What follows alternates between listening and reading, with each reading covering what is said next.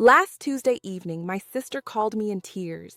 The doctors had just dismissed her concerns about her 2-year-old son for the third time that week.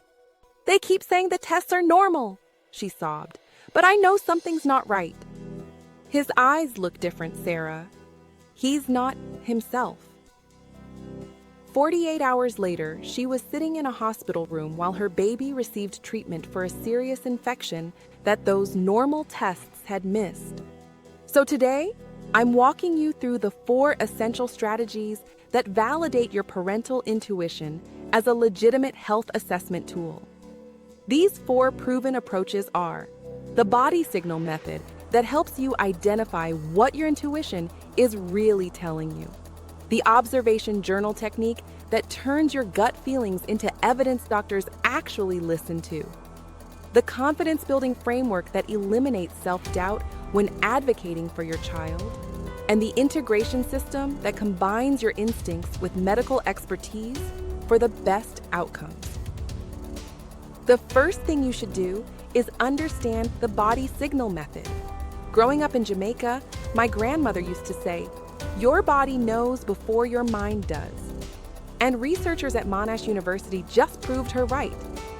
They studied almost 190,000 emergency hospital visits and found that when parents said they were worried, their children were 4 times more likely to need intensive care. 4 times! That's not coincidence. That's your body picking up on subtle changes that medical equipment can't always detect. Here's what's happening. Your brain processes thousands of micro-observations about your child every single day. The way they breathe while sleeping, how their cry sounds when they're uncomfortable, that slight change in their skin tone. And research published in the Lancet shows that this accumulated knowledge creates what scientists call practical wisdom. But most parents don't know how to access it properly. So here's exactly how you tap into this natural warning system. First, when you feel that something's off, stop and scan your body. Where do you feel it? Is it a tightness in your chest? A pit in your stomach? That knot between your shoulder blades? Write down the physical sensation and rate its intensity from 1 to 10. Next, ask yourself what specific change triggered this feeling. Was it how they looked at you? The way they moved? Their energy level? The more specific you get, the more credible your concerns become. I remember when my friend's daughter was 8 months old, she kept telling the pediatrician something wasn't right. The doctor ran basic tests and said everything looked fine, but she noticed her baby's eyes weren't tracking objects like before. Such a subtle thing. She rated her gut feeling as an 8 out of 10 and insisted on a specialist referral. Turns out her daughter had a rare neurological condition that early intervention completely reversed. Without trusting that body signal, they might have missed the critical treatment window. Next, you need to implement the observation journal technique. This is where everything changes, because doctors operate in a world of data and evidence. Your mother's intuition might be 100% accurate, but without documentation, you're fighting an uphill battle. A phenomenological study found that parents' biggest challenge wasn't being wrong about their concerns. It was translating their intuitive knowledge into language healthcare providers would accept. Start a simple notes app on your phone labeled with your child's name.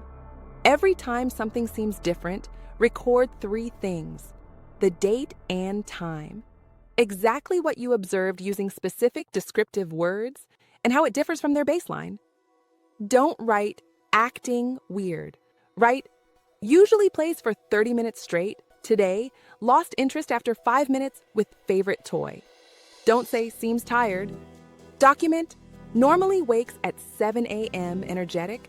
Today, slept until 9 a.m. and still rubbing eyes at noon. Here's the part that makes doctors sit up and listen.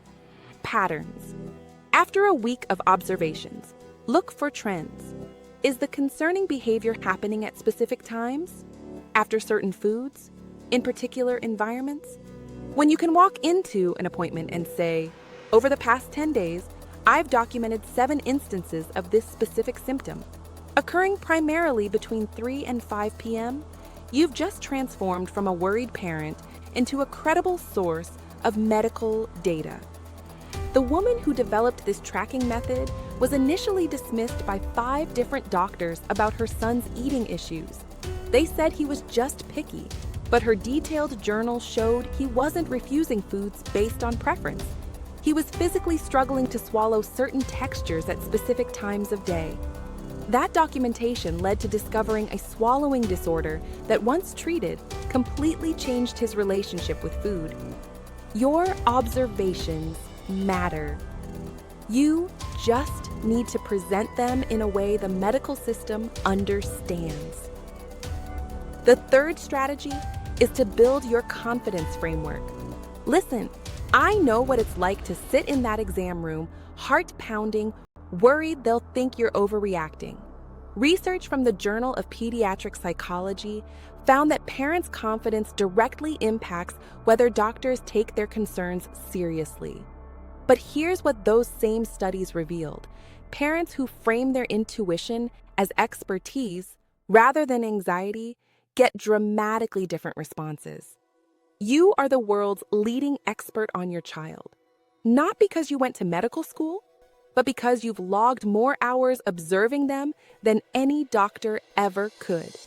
A Harvard study showed parents can detect changes in their child's behavior up to 48 hours before clinical symptoms appear.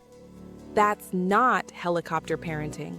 That's biological programming working exactly as designed. Before your next appointment, write down 3 sentences that start with, "I've noticed." Make them specific and judgment-free. "I've noticed she's taking 30% longer to finish her bottles this week." "I've noticed he's been holding his head tilted to the left for the past 3 days." "I've noticed her sleep pattern has shifted by 2 hours despite no routine changes." Practice saying these out loud. When you present observations rather than fears, doctors lean in rather than dismiss. Last month, I coached a mother whose baby had been crying differently for weeks. 3 doctors said it was just colic. She was ready to give up, convinced she was imagining things. We worked on reframing her approach from, "I'm worried something's wrong," to, "I'm reporting changes in established patterns that need investigation." That shift in language, same concerns, different presentation, finally got someone to run the right tests. Her baby had severe reflux that was causing esophageal damage. Today, that baby is thriving because his mother learned to trust her expertise and communicated effectively. The 4th step is your integration system. This is crucial because trusting your intuition doesn't mean rejecting medical expertise.